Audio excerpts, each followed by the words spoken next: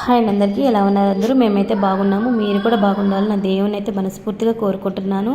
మేము ట్రిప్ వెళ్తున్నామని చెప్పే కదా ఫ్యామిలీతో. సో మొదటి అయితే మేము కాణిపాకము వరసిద్ధి వినాయక స్వామి దర్శనం చేసుకునేసి అక్కడి నుంచి అయితే మేము తమిళనాడులోని అరుణాచలం టెంపుల్కి అయితే వెళ్ళామండి, శివయ్య దర్శనం కోసము. మొదటిసారి వెళ్ళామండి. అప్పుడు మేము పిల్లల ముడుపులు కట్టాము, సో మర్చిపోయాము. సో దానికోసమని మళ్ళీ ఇలా రెండోసారి ఇలా శివయ్యని దర్శించుకోవడం మాకైతే చాలా సంతోషం అనిపించింది.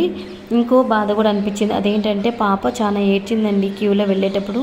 టికెట్ కూడా తీసుకున్నాం, అయినా దర్శనం అయితే చాలా లేట్ అయ్యిందండి.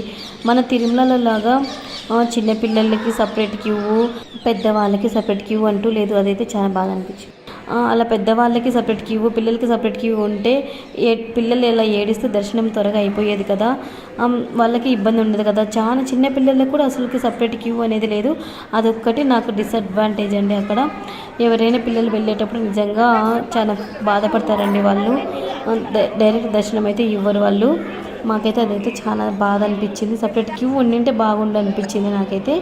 ఇంకా అలా పాప ఏడుస్తుంటే క్యూలో అయితే నేను మనుషులు జరుపుకోమనేసి నేనైతే మా ఫ్యామిలీని కూడా వదిలి దేవుని దర్శనం ముందు ప్లేస్ వరకు వెళ్ళి అక్కడైతే కాసేపు కూర్చున్నానండి. కాసేపు కూర్చున్న తర్వాత అయితే మా వాళ్ళు అయితే వచ్చారు.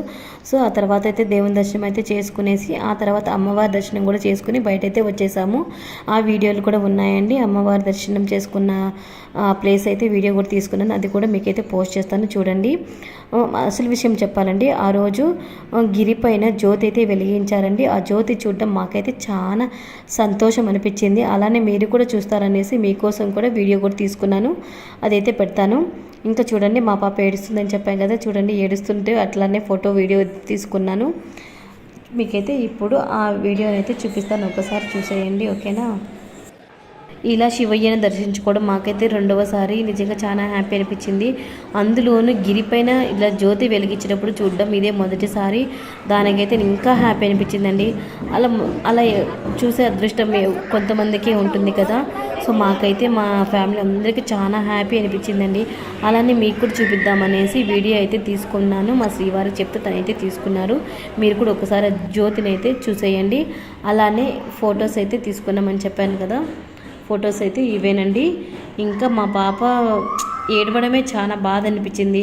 మా పాప ఏడుస్తుంటే నాకు కూడా చాలా బాధ అనిపించేసింది అసలు. కానీ దేవుని దర్శనంకి వచ్చినాం కదా, నా బిడ్డ ఎప్పుడు ఏడవకూడదు తండ్రి, దేవుని దర్శనం బాగా జరగాలి అని మొక్కుకున్నాను. సో అందువల్ల అక్కడ క్యూలో వెళ్ళేటప్పుడు చాలామంది సైడ్ అయితే ఇచ్చేసారండి పాప ఏడుస్తుంటే. వాళ్ళు అలా సైడ్ ఇవ్వడం వల్ల దర్శనం కూడా కొంచెం త్వరగానే అయ్యిందండి. దానికి చాలా హ్యాపీ అనిపించింది. పాప ఏడవకన్నా ఉంటే ఇంకా బాగుండేదేమో అనిపించింది. ఎందుకంటే పిల్లలు ఏడుస్తుంటే మనకు కూడా చాలా బాధ అనిపిస్తుంది, ఏడుపు కూడా వస్తుంది నాకైతే. నిజంగా వాళ్ళు బాగుంటేనే కదా మనం బాగుంటాం. అరుణాచల శివ